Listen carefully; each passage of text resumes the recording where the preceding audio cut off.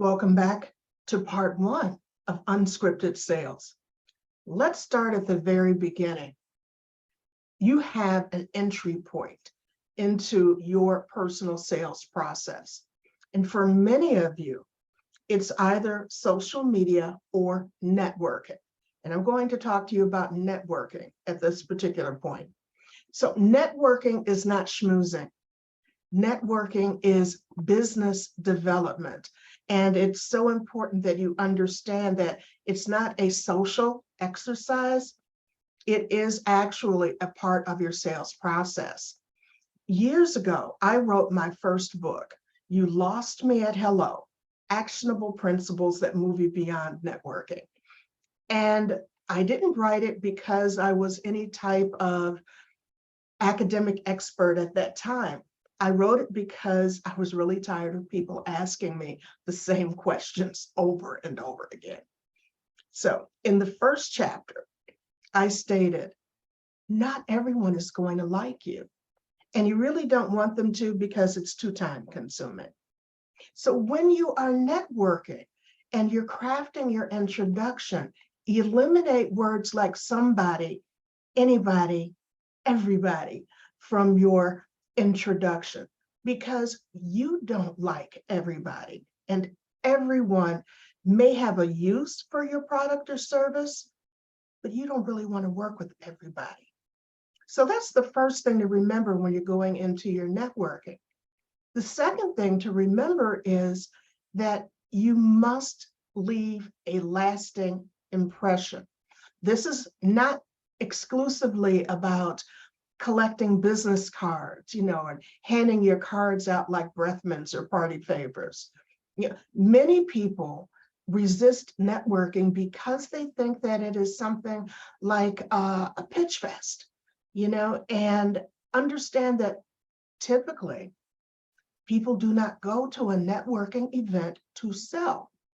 So if you go into a networking event and begin with a pitch, you're going to lose them at hello. All right. The other thing that you have to remember is you just can't be that person that's, hi, I work with this particular thing and our company has been in business for over 30 years. We're in 40 different countries and we use ingredients that are safe and not tested on animals, and I don't care. And you don't care. When you meet someone, you tell them what you do, not how you do it. All right. You want to listen more than you speak so that you're able to form genuine connections with that individual.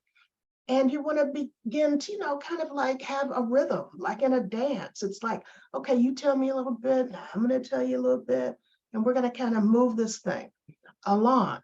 The goal is to make yourself memorable so that they want to have an additional conversation with you.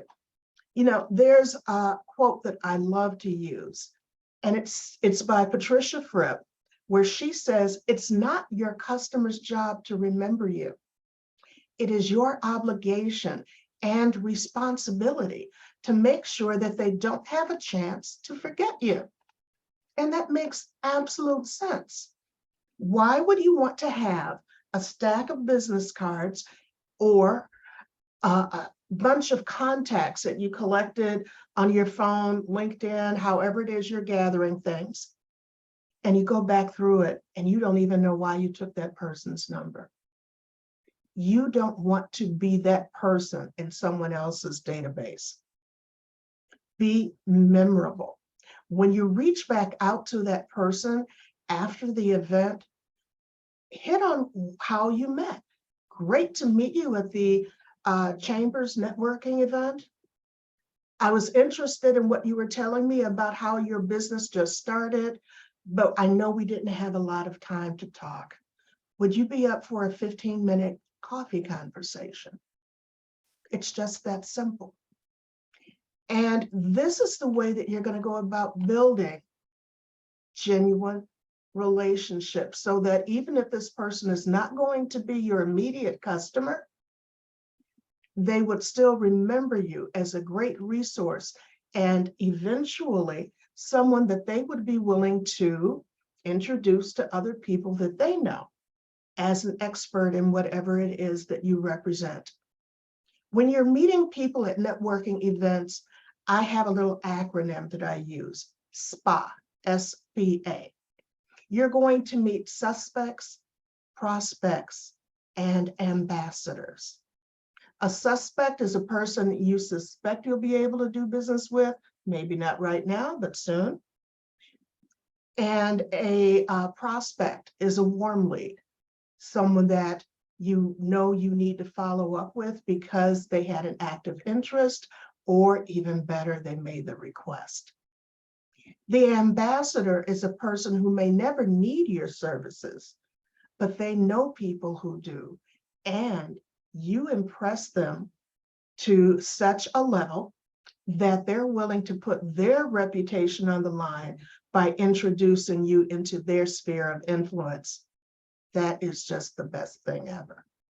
So you have a spot to create your suspects, your prospects, and your ambassadors.